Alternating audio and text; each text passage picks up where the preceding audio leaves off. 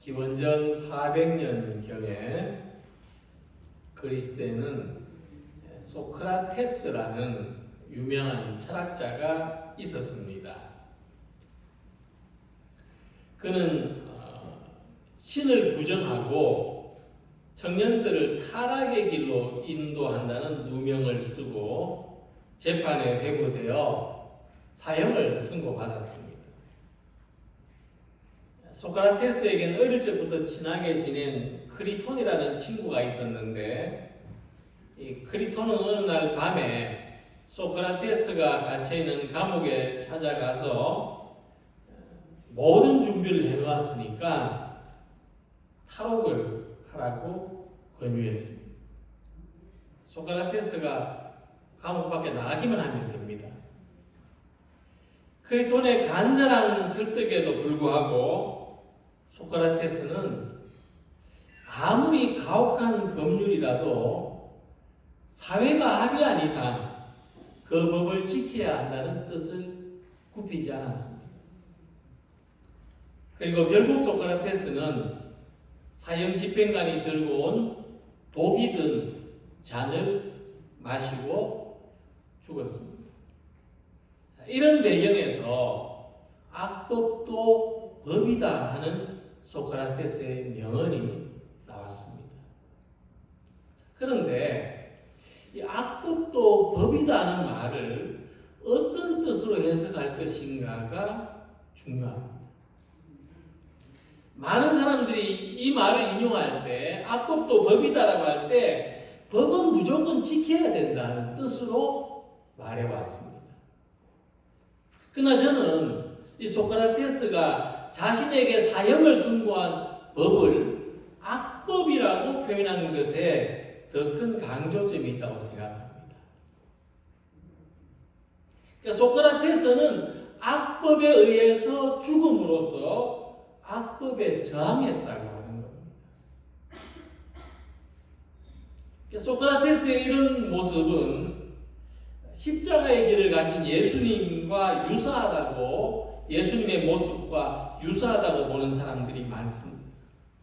소크라테스는 자기의 신념과 철학을 지키기 위해서 사형을 받아들였고, 예수님은 하나님에 대한 순종과 믿음을 지키기 위해서 십자가를 지셨지만 그 모든 것이 악한 법에 대한 저항이었다고 합니다. 하지만 소크라테스의 죽음과 예수님의 죽음은 그 해석하는 의미가 우리에게는 매우 다릅니다. 비슷하다고 해서 같은 것은 절대 아니죠.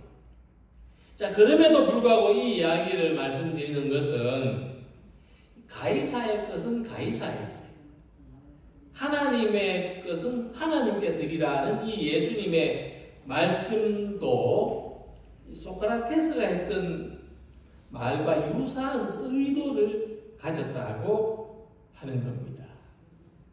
그러니까 예수님의 말씀에도 강조점은 가이사에게 세금을 내라는 것이 아니고 하나님의 것을 하나님께 드리라 하는데 더 큰 강조점이 있다는 겁니다. 왜냐하면 예수님의 믿음과 우리의 신앙 고백에도 가이사의 뜻과 하나님의 뜻은 따로 있는 게 아닙니다. 우리가 가진 것 중에 가이사에게 속한 것 따로, 하나님에 속한 것 따로 있지 않습니다.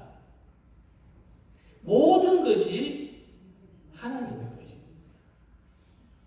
모든 것이 다 하나님께 속해 있습니다. 그래서 우리가 예수님이 주기도문 마지막 부분에서 나라와 권능과 영광이 영원히 아버지의 것입니다 하고 말씀하셨고, 우리도 이렇게 기도하라고 가르치셨습니다. 그래서 우리가 가지고 있는 모든 것의 주인은 가이사도 아니고 우리 자신도 아니고 하나님이시다는 말씀이죠. 자, 세상에 존재하는 것은 물질적인 것과 비물질적인 것이 있습니다. 그게 전부입니다. 세상에 존재하는 전부를 이 두 가지로 나눌 수 있습니다. 물질적인 것과 물질적이지 않은 것 또는 정신적인 것. 자, 물질적인 것은 뭐냐면 우리 눈에 보이는 겁니다.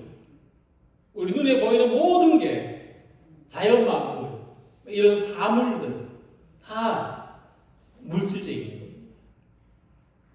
근데 물질적이지 않은 것은 뭐냐면 눈에 보이진 않지만은 있는 겁니다. 존재하는 것. 질서나 제도나 윤리나 영적인 존재들까지도 다 포함합니다. 예수님은 이 모든 것이 다 하나님의 것이라고 말씀하십니다.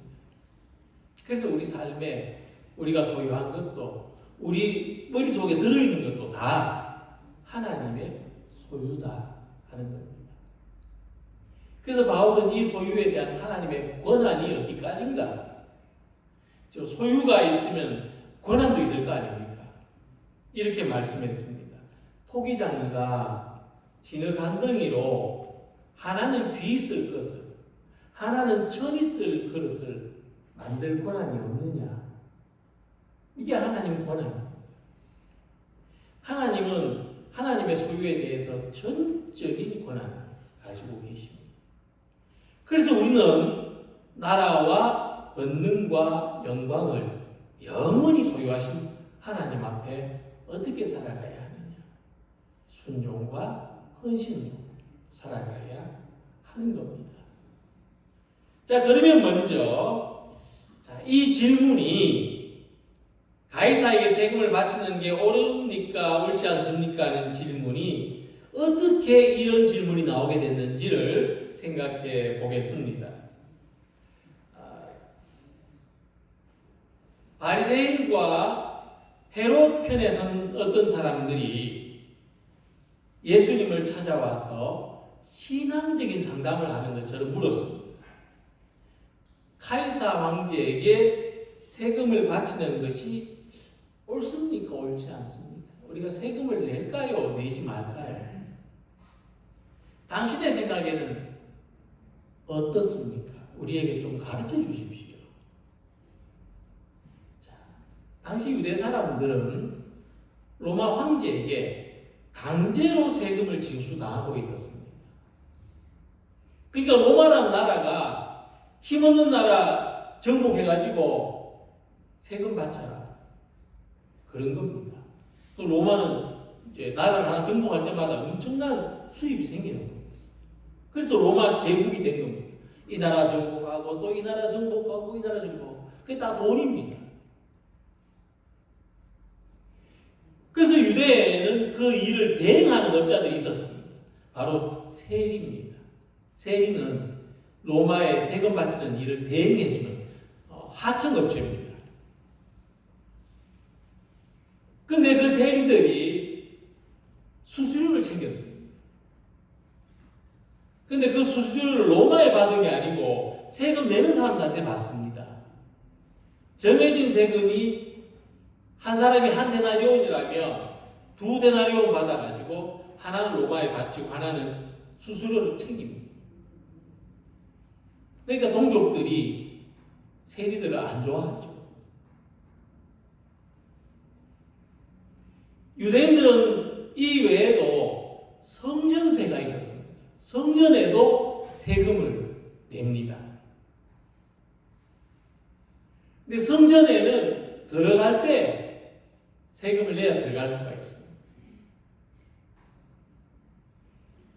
근데 거기 불만이 없었습니다. 근데 황제한테 내는 세금은 불만이었습니다. 우리가 왜 황제한테 세금을 바쳐야 돼요? 로마 황제한테 왜 우리가 세금을 바쳐야 되나? 그래서 항상 이런 불만이 있었기 때문에 이 유대인들의 독립운동하는 사람들은 늘 주장하기를 우리가 독립하면 세금 안 바쳐도 됩니다. 지금부터 우리가 세금 바치지 맙시다. 이런 운동을 했습니다.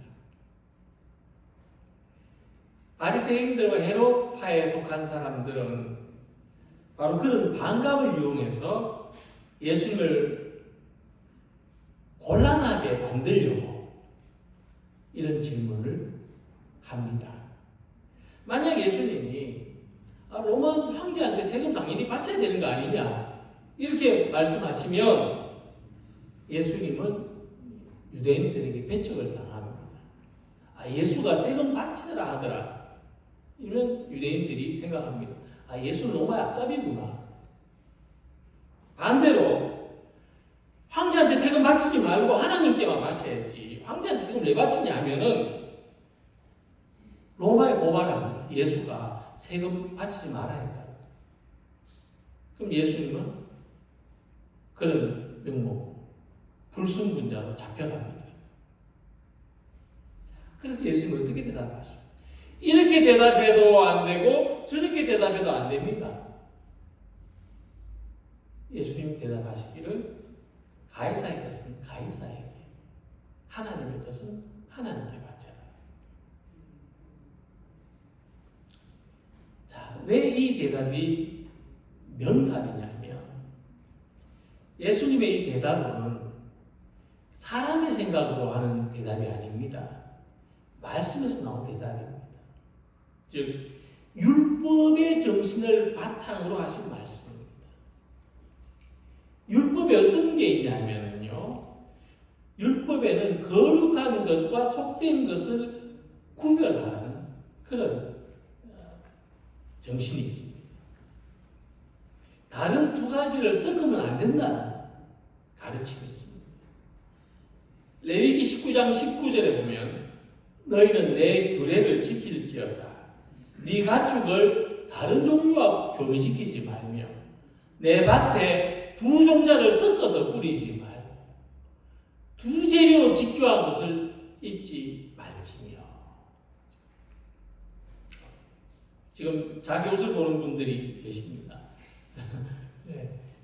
겨울 같으면은 모하고 캐시미어 섞은 옷 입으면 안 됩니다. 그게 율법입니다. 율법엔 그랬어요. 두 재료를 직조한 옷을 입지 말도록 했어요. 물론 말씀드렸지만 우리는 율법을 다 따르지는 않습니다. 그렇죠? 도덕법은 반드시 지키지만 의식법이나 사회법은 변형해도 되는 겁니다. 이 시대에 맞게 지키면 되는 겁니다. 자, 그래서 이 두 가지 섞이면 안 돼요. 가이사 얼굴이 그려진 돈을 성전에 내는 건 불경합니다. 그리고 하나님께 드릴 것을 가이사에게 주는 것 또한 하나님을 섬기는 도리에서 벗어나는 겁니다. 예수님 말씀처럼 우리 삶에는 가이사에게 내는 것과 하나님께 바치는 것에 대해서 구분과 구별이 필요합니다.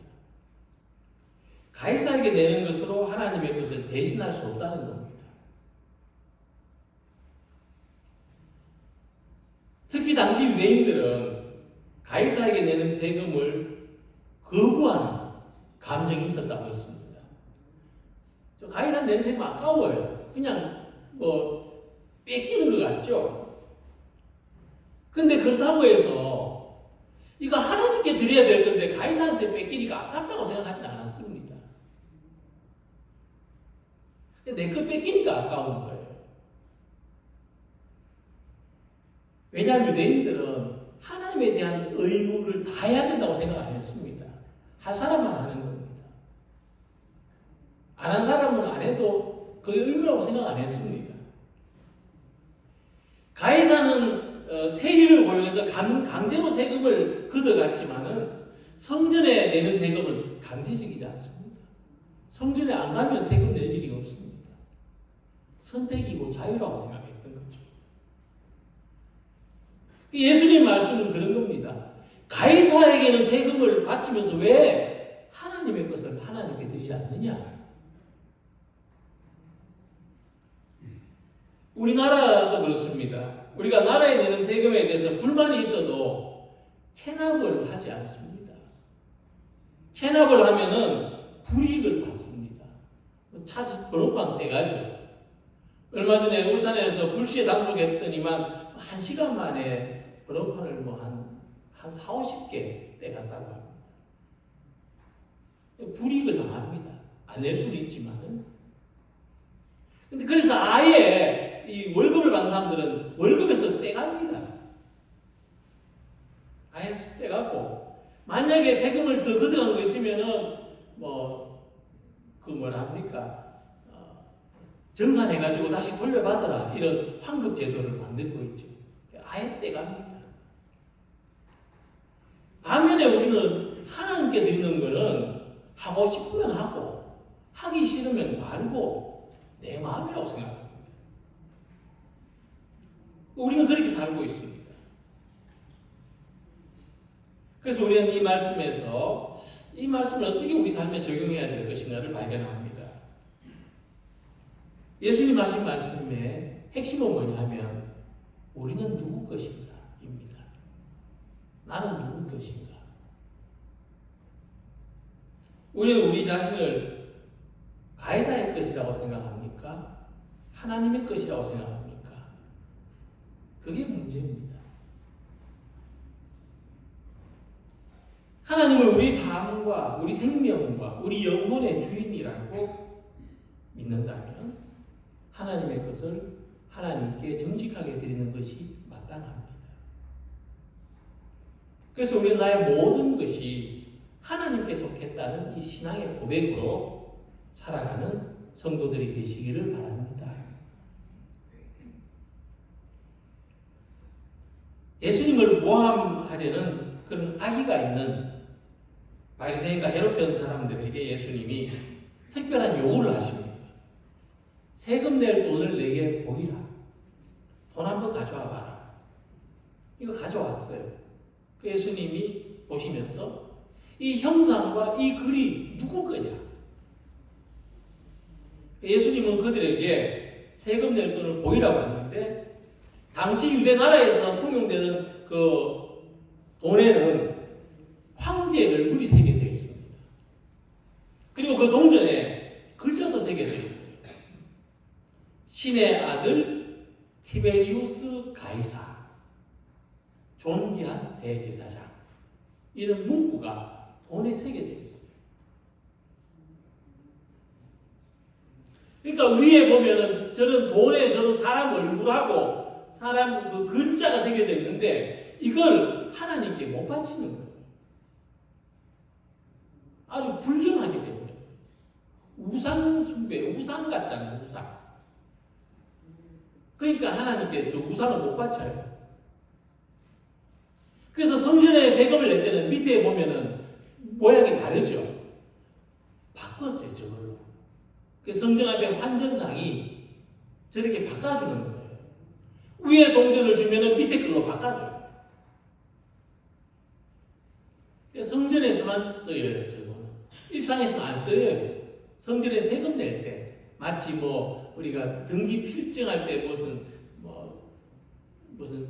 증진가 이런 거 우표 같은 거 붙이는 것처럼 바꿔야 돼요. 자, 예수님은 돈에 그려진 형상이 누구 거냐고 물으셨어요. 그러니까 그들은 가이사의 것입니다 하고 대답했어요.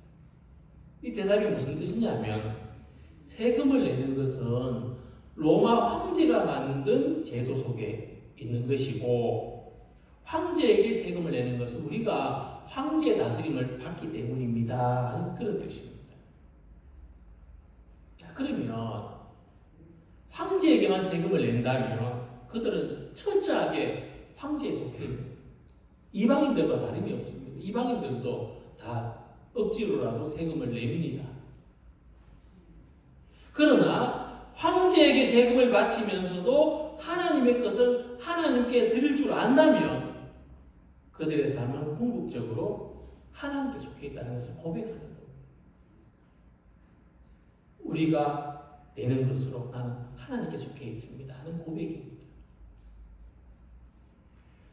우리나라 지폐에 만원권에는 세종대왕이 그려져 있습니다. 5만원권에는 신사임당이 그려져 있습니다. 파란색이 좋습니까? 주황색이 좋습니까? 주황색이었죠. 근데 정답은 뭐냐면요. 마음일수록 좋습니다. 파란색이든 주황색이든 마음일수록 좋아요. 이래서 가이사의 형상이 새겨진 동전을 사용하는 것은 내가 가이사의 권위 안에 살아간다 이런 겁니다. 내가 가이사 덕분에 살아간다 이런 겁니다.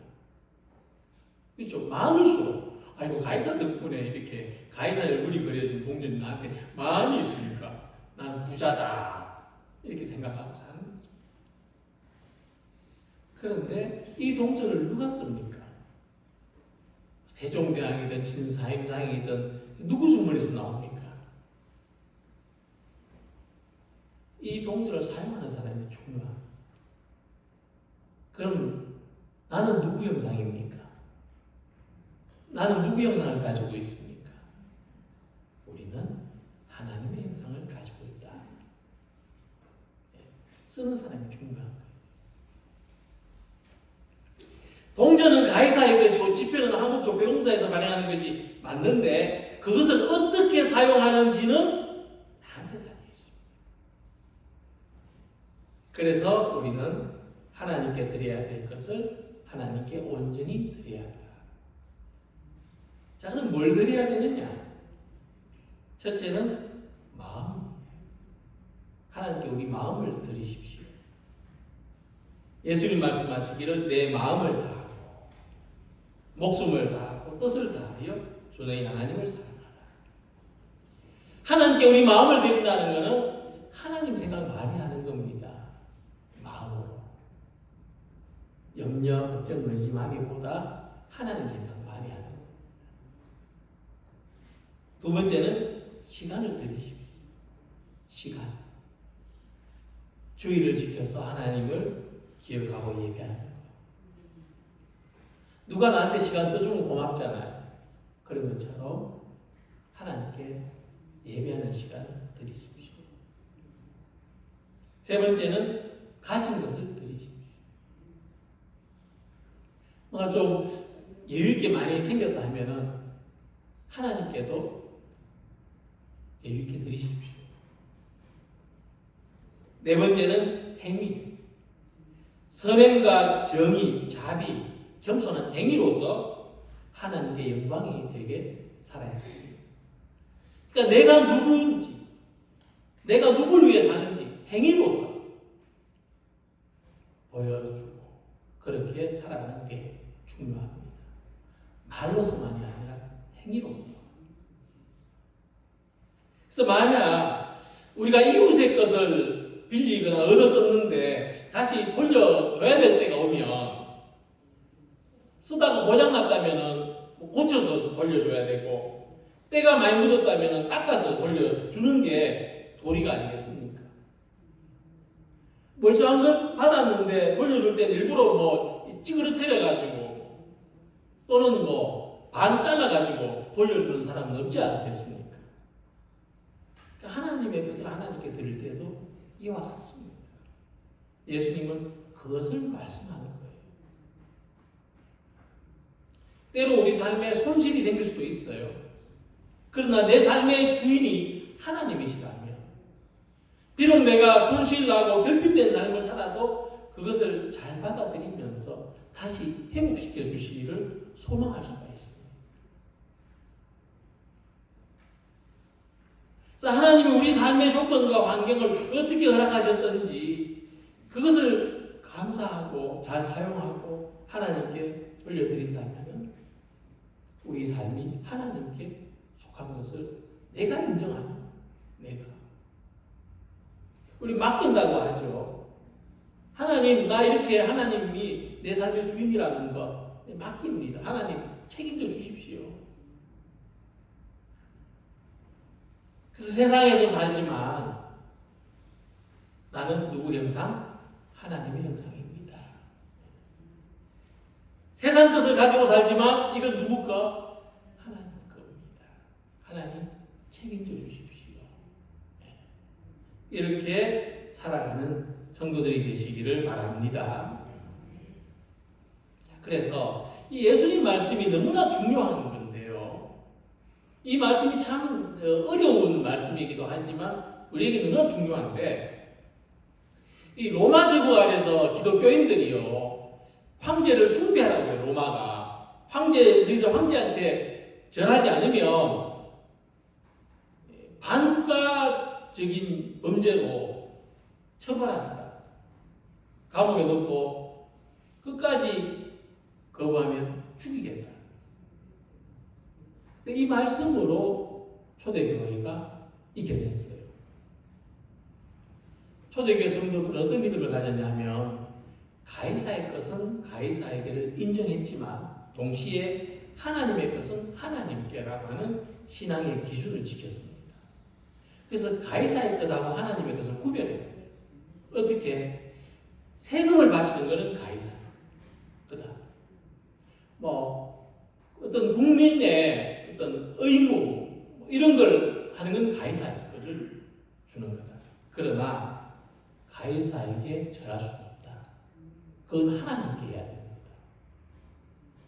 이런 신앙의 원칙을 지켰어요. 그래서 이 신앙을 지키기 위해서 많이 순교했습니다. 사자굴에 던져지기도 하고, 화형을 당하기도 하고, 참수당하는 건 양반이에요. 아주 모진 고문을 받으며 죽었습니다. 그러면서도 타협하지 않았어요. 가이사의 것은 가이사에게, 하나님의 것은 하나님께.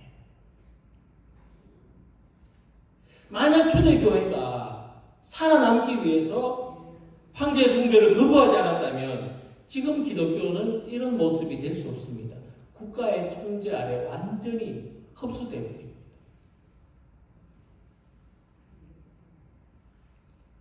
그들은 신앙의 양심을 지키지만은 또 한편으로 법과 질서를 존중했고 세상의 권위에 어떻게 해야 될 것인가를 터득했던 그런 공동체가 초대교회였습니다. 그런데 로마가 이런 기독교를 도저히 지배할 수 없다고 생각하니까 아예 삼켜버렸죠. 국교로 만들어버렸습니다. 차츰차츰 어떻게 되냐면요, 교회는 권력에 들어가기 시작했습니다. 국가 권력을 강화하기 위해서 교회를 사용했습니다. 모든 국가적인 행사를 기독교식으로 했습니다. 이게 좋은 것 같지만은 아니었습니다. 형식은 이때 내용은 없었습니다. 그 결과 교회는 권력의 심려가 됐습니다. 국가의 지도자를 하나님처럼 떠받들게 됐습니다. 그래서 이런 시기에 종교개혁이 일어났습니다.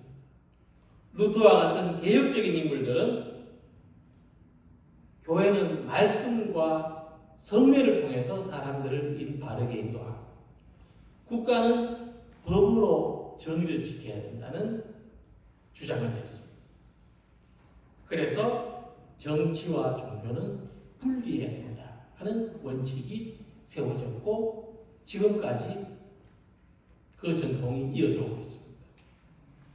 근데 본래 의미는 뭐냐면 제가 앞에 상황 설명을 해드렸잖아요. 정치와 종교를 분리했다는 본래 의미는 뭐냐면 국가가 바른 정책을 할 수 있도록 종교가 선지자 역할을 해야 된다.